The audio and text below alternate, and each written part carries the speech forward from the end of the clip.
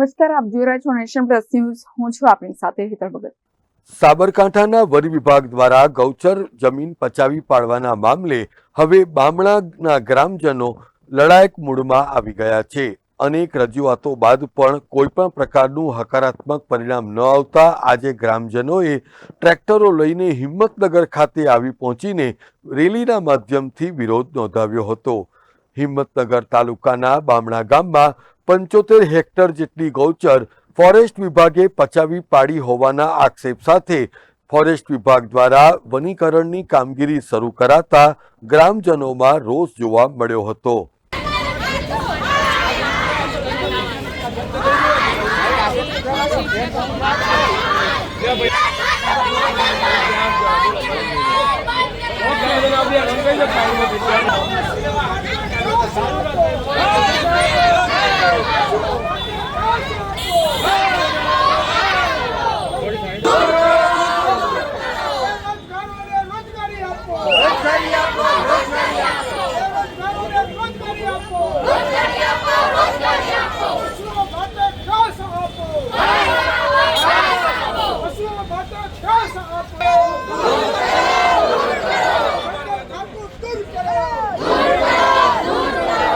બામણા ગામ એ સુપ્રસિદ્ધ ઉમાશંકર જોશીનું ગામ છે.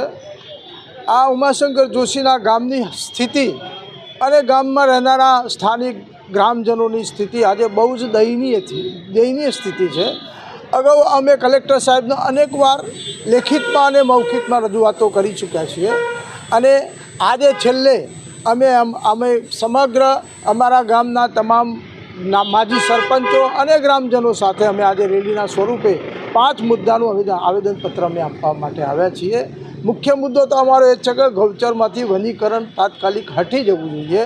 એકમાત્ર અમારો જીવવાનો આધાર હોય તો માત્ર ને માત્ર 592ની 75 એકર જમીન છે. જો આ જમીનમાંથી તાત્કાલિક વનીકરણ હટાવવામાં નહીં આવે તો આવનારા દિવસોમાં અમે અમારું સમગ્ર ગામ, અમારું પશુધન અને અમારા ગામમાં રહેનારા તમામ લોકો ગામ છોડી અને અમે કલેક્ટર સાહેબના ઓફિસ આગળ અમે પડાવ નાખવા માટેનો સિવાય બીજો કોઈ ઉપાય નથી.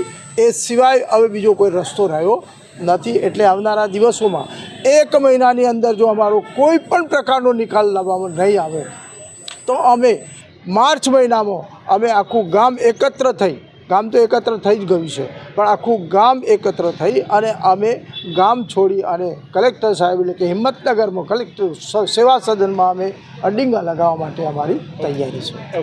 અત્રે ઉલ્લેખનીય છે કે વારંવારની રજૂઆત બાદ પણ તંત્ર દ્વારા આ મુદ્દે કોઈ પણ પ્રકારનો નિર્ણય ન લેવાતા કંટાળેલા ગ્રામજનોએ હિંમતનગર ખાતે આવીને ભારે સૂત્રોચ્ચાર સાથે પ્લેકાર્ડ દર્શાવીને વિરોધ નોંધાવ્યો હતો અને ન્યાય માટે અધિક કલેક્ટરને લેખિતમાં આવેદનપત્ર પાઠવીને ગ્રામજનોને ન્યાયની માંગ કરી હતી. અમારા ગામની ખૂબ ખરાબ પરિસ્થિતિ છે, કારણ કે અમારું જે ઢોરોને ચરવા માટેનું જે અમારું ગુજરાત જ ઢોર છે. આગળ ડેમ ભરેલો છે, પાછળ ડુંગર છે. અમારો ઢોરોને જીવવાનો કોઈ આધાર નથી. આજે જે વન વિભાગવાળા લોકો, ફોરેસ્ટરો જે વાડો કરી અને વાવેતર કરવા માટે અમારા ઢોરો ભૂખે મરે છે, તેના માટે તમે તાત્કાલિક નિકાલ લાવો.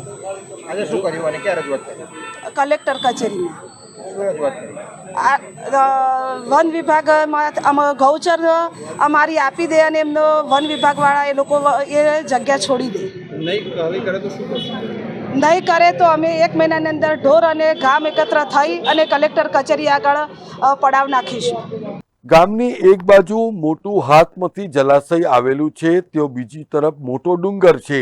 ગામના પશુઓ માટેનું એકમાત્ર આધાર એ ગામનું ગોચર હતું અને હવે આ ગોચર પણ ફોરેસ્ટ વિભાગે પચાવી પાડતા ગ્રામજનોની હાલત દયનીય બની હોવાનું જણાવાઈ રહ્યું છે.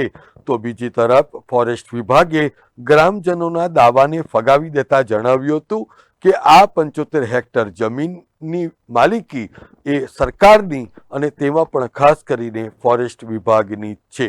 કોઈ ખોટી વન વિભાગ દ્વારા કોઈ ખોટી રીતે ગૌચર દબાવી લેવામાં આવેલ નથી. ખરેખર જે ફોરેસ્ટ છે તેની અંદર જ અમારું ફોરેસ્ટ ડિપાર્ટમેન્ટ કામ કરી રહ્યું છે. ખરેખર એમનું ગૌચર છે એ બીજી જગ્યાએ છે, પરંતુ એ લોકોને એમ લાગે છે કે ભાઈ હાલ આ જે ફોરેસ્ટ જે નજીકનો વિસ્તાર છે ગામની નજીકનું એ ફોરેસ્ટ છે, એ ફોરેસ્ટ અમારું ગૌચર છે એવું માની લે છે. ના માને કદાચ ગ્રામ લોકો પોતાની માંગ પર પડી હશે તો આપ શું કરશો? નહીં, અમે તો અમારા કાયદા મુજબ નિયમ મુજબ અમે એમને વળગી રહીશું, બરાબર. એમની સમજાવટ કરીશું, એમને સમજાવીશું કે ખરેખર તમારું ગૌચર આ જગ્યાએ છે, અને એ સિવાય અમારો કોઈ જગ્યાએ બાંધછોડ કરતો એમને ગૌચારા ઘાસચારોની એવો અમે જે અત્યારે હાલ જે વાવેતર કર્યા છે ને રોપાઓનું, એની સાથે સાથે અમે ઘાસનું પણ વાવેતર કરીશું, તો એમને ઘાસચારો મળશે એવું કંઈક વ્યવસ્થા કરીશું અમે. અત્યાર સુધી કોઈ રજૂઆત આવી આપણી સુધી? હા, રજૂઆત તો આવી છે, અને એ પ્રમાણે અમે જવાબ પણ આપ્યો છે, અને સ્થળ ઉપર અમારા સર્વેશ્રી જઈ અને ત્યાં આગળ ગામ લોકોને બી બતાવ્યું છે કે ભાઈ આ ખરેખર આ ફોરેસ્ટ આટલું છે અને તમારું ગૌચર આ જગ્યાએ છે. એક બાજુ ગ્રામજનો આ જમીન ગૌચરની હોવાનો દાવો કરે છે, તો બીજી બાજુ ફોરેસ્ટે પણ આ જમીન જંગલની હોવાનો દાવો કર્યો છે. ત્યારે હવે જોવું એ રહ્યું કે ગુજરાતના મૂર્ધન્ય કવિ સ્વર્ગસ્થ ઉમાશંકર જોશીના આ ગામ બામણાને ક્યારે ન્યાય નસીબ થાય છે. Jitendra Solanki, nation plus news, Sabarkantha. સમાચારોના સતત અપડેટ મેળવવા માટે અમારી નેશન પ્લસ ન્યૂઝની યુટ્યુબ ચેનલને સબસ્ક્રાઇબ કરો, બેલ આઇકન દબાવો અને જોડાયેલા રહો ફેસબુક, ઇન્સ્ટાગ્રામ અને ટ્વિટર પર.